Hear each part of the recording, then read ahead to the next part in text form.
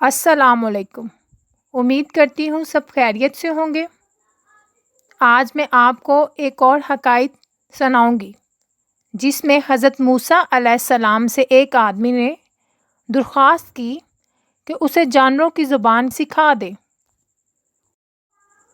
تاکہ ان کی باتوں کو سمجھ سکیں اور یہ دیکھ سکیں کہ وہ آپس میں کیا بات کرتے ہیں۔ حضرت موسیٰ علیہ السلام نے فرمایا، اس بات کو چھوڑ دیں کیونکہ اس میں کئی خطرات پوشیدہ ہوتے ہیں۔ قاعدہ ہے کہ جس بات سے منع کیا جائے اس کی طرف رغبت اور بڑھتی ہے۔ عرض کرنے لگا،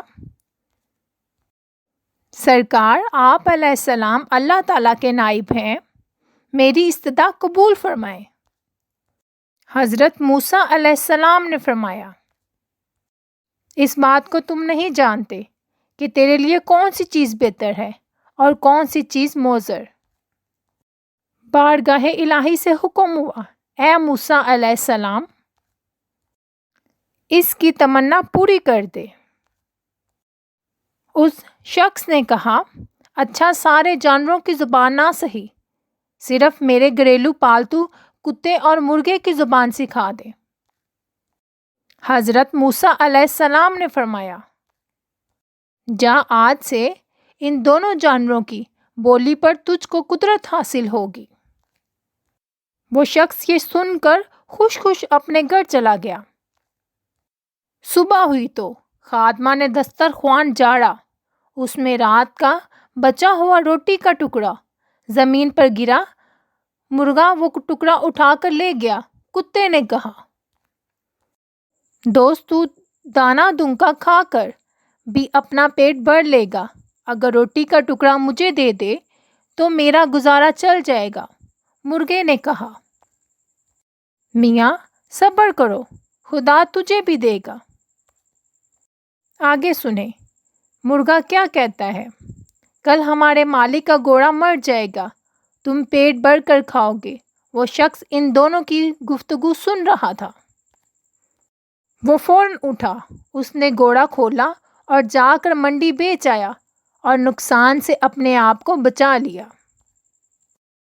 آگے دیکھیں کیا ہوتا ہے کہ دوسرے دن بھی روٹی کا ٹکڑا مرغا لے گیا۔ کتے نے غصے میں آ کر مرغے سے کہا، اے فریبی، یہ دروغ گوئی کب تک چلے گی؟ تو جھوٹا ہے۔ ارے اندھے نجومی، تو سچائی سے محروم ہے۔ مرغے نے جواب دیا، وہ گھوڑا دوسری جگہ مر گیا، مالک نے نقصان سے بچنے کے لیے گھوڑا بیچ ڈالا تھا۔ فکر نہ کر، کل اس کا اونٹ مر جائے گا اور تو خوب پیٹ بھر کر کھانا کھائے گا۔ یہ سن کر مالک اٹھا اور اونٹ بھی بیچ آیا۔ اسی طرح اس نے اس کے مرنے کے غم اور نقصان سے اپنی جان بچا لی۔ تیسرے دن کیا ہوتا ہے؟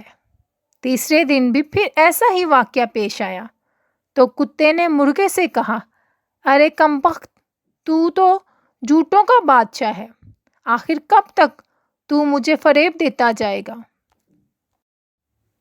مرغے نے کہا، بھائی اس میں میرا کوئی قصور نہیں، مالک نے اونٹ بیچ ڈالا اور اپنے آپ کو نقصان سے بچا لیا۔ مرغے نے کتے کو تسلی دیتے ہوئے کہا، فکر نہ کر، کل اس کا خچر مر جائے گا، اسے صرف کتے ہی کھا سکتے ہیں، تم بھی جی بھر کر کھانا۔ مالک نے جب یہ سنا تو اس نے خچر کو فروخت کر دیا۔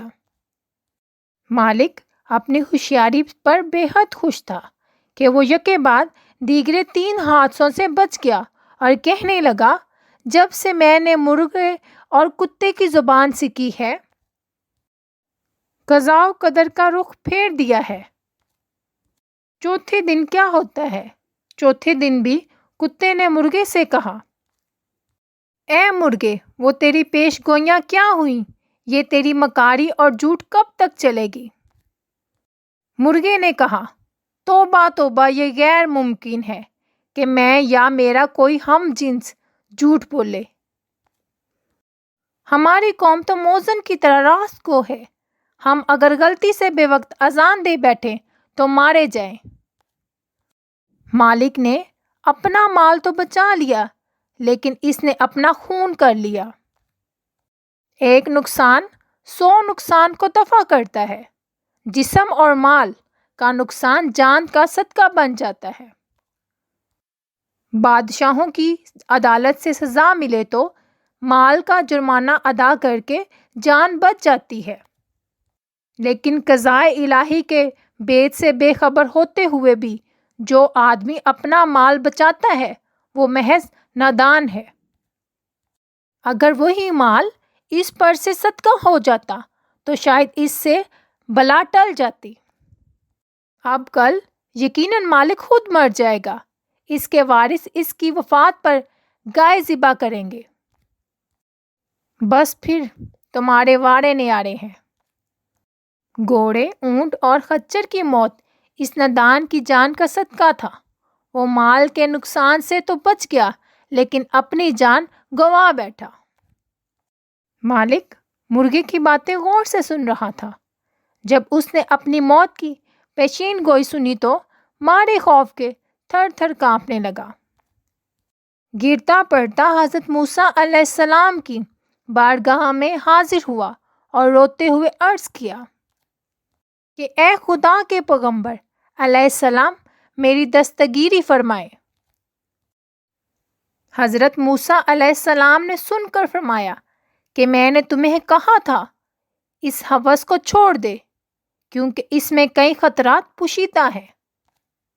اگر تو نہ مانا، اے عزیزم، اب تیر کمان سے نکل چکا ہے، اس کا لوٹ کر آنا فطرت کے خلاف ہے۔ اب میں تیرے لیے سلامتی ایمان کی دعا کر سکتا ہوں۔ یہ سن کر اس نوجوان کی طبیعت دافتن بگڑ گئی اور وہ قے کرنے لگا۔ یہ اس کی قے موت کی علامت تھی۔ اس کو گھر لے جایا گیا، گھر پہنچتے ہی وہ مر گیا۔ ہمیں اس سے یہ سبق ملتا ہے، انسان کو نہ کسی بیماری میں مایوس ہونا چاہیے اور نہ ہی کسی مادی نقصان پر زیادہ غم کھانا چاہیے۔ ہر بیماری اور نقصان میں کوئی بید ہوتا ہے۔ جسم کی بیماری یا مال کا نقصان کسی بڑی مصیبت کا صدقہ بن جاتا ہے اور اس کو ٹال دیتا ہے۔